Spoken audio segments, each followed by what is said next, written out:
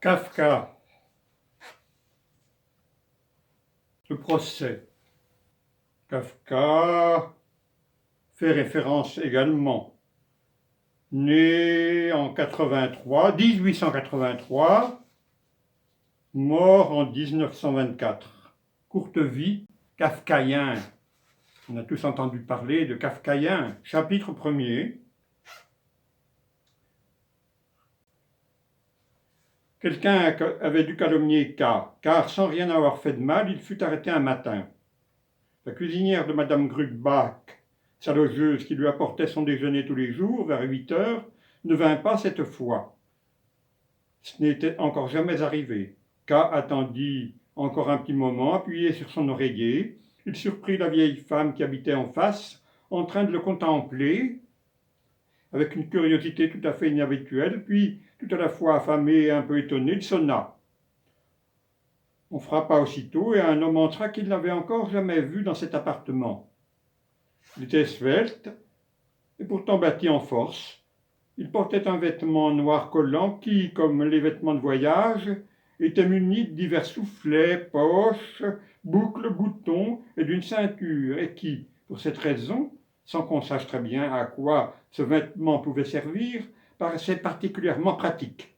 « Qui êtes-vous » demanda K.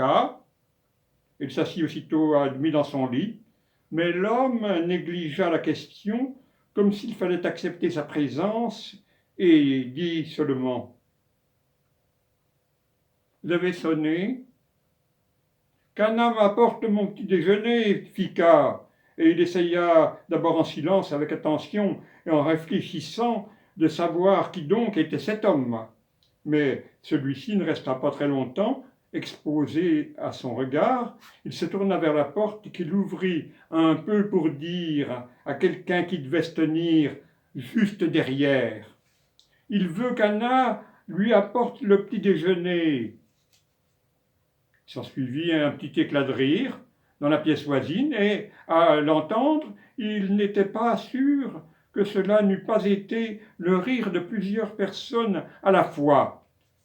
Bien que l'inconnu n'eût rien pu apprendre ainsi qu'il ne sût déjà, il dit à K du ton dont on rapporte une information. « C'est impossible. »« Voilà qui serait nouveau, fit K. » Il sauta du lit et enfila rapidement son pantalon.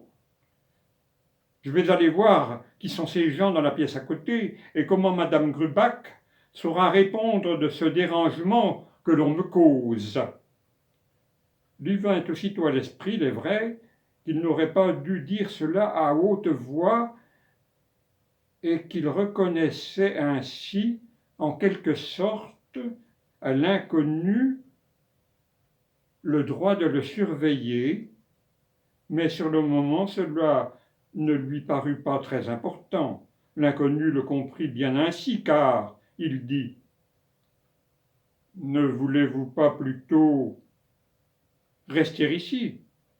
Je ne veux ni rester ici, ni que vous m'adressiez la parole, tant que vous ne vous serez pas présenté. » Je le disais dans une bonne intention, fit l'inconnu, qui ouvrit la porte de son plein gré.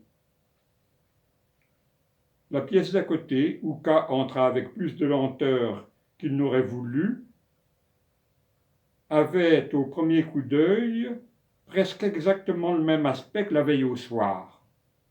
C'était la salle de séjour de Madame Grubach. Peut-être y avait-il aujourd'hui dans cette pièce surchargée de meubles, de napperons de porcelaine et de photographies, un peu plus de place que d'habitude. On ne s'en rendait pas compte tout de suite, et d'autant moins que le changement principal consistait dans la présence d'un homme assis près de la fenêtre ouverte, un livre à la main, et qui leva les yeux à cet instant. « Vous auriez dû rester dans votre chambre. »« Franz ne vous l'a pas dit ? » ?»« Mais qu'est-ce que vous voulez donc ?» dit K, quittant des yeux cet homme dont il venait de faire la connaissance pour regarder, debout sur le pas de la porte, celui qu'on avait appelé Franz, et revenir ensuite au premier. Par la fenêtre ouverte, on voyait de nouveau la vieille femme qui, avec une curiosité véritablement sénile, s'était approchée de la fenêtre d'en face pour pouvoir continuer à tout voir. Je veux que madame Grubach, dit K, faisant un mouvement comme s'il s'arrachait aux deux hommes qui pourtant se tenaient loin de lui, et il voulut continuer son chemin. Non, dit l'homme près de la fenêtre. Il jeta le livre sur un guéridon et se leva. Vous n'avez pas le droit de vous en aller. Vous êtes arrêté. On le dirait en effet, dit K. Et pourquoi donc demanda-t-il. Nous ne sommes pas chargés de vous le dire. Allez dans votre chambre et attendez. Il se trouve que la procédure est engagée.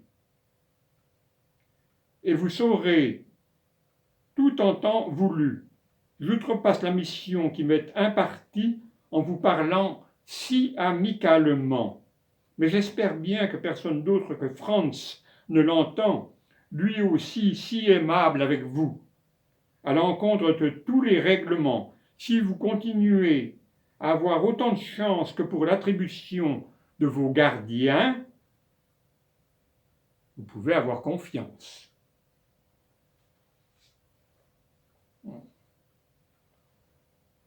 On est dans le vif du sujet.